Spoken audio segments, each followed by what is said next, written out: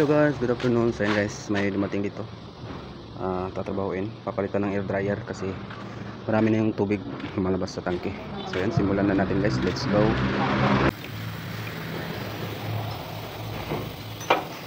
Kasi po tumban mo.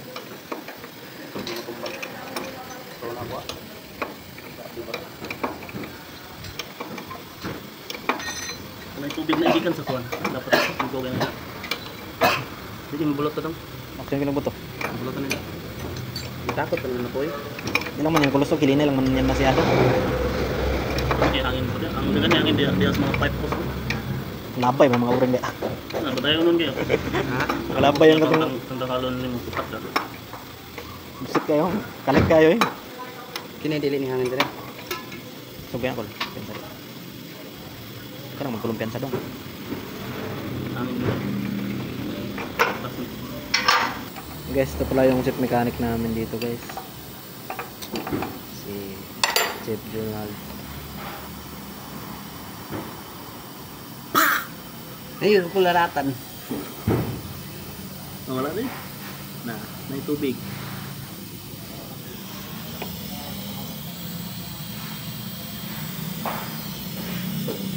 Next. May 4 na, may 4 ba? Ito. Tanan gitu.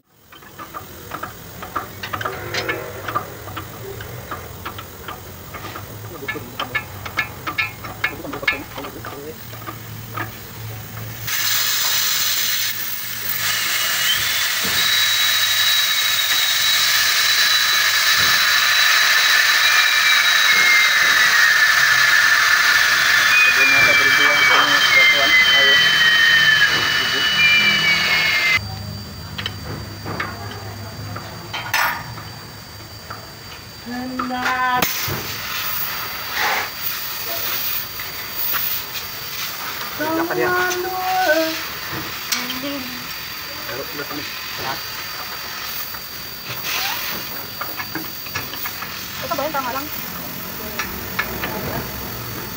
Anong pala yung nasa iba yung driver? Kaya hindi ko.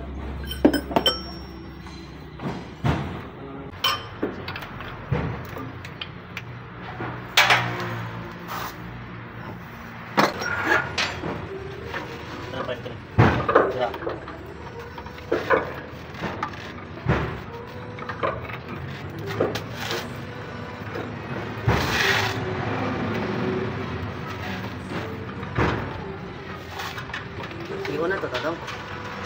Kini ko na.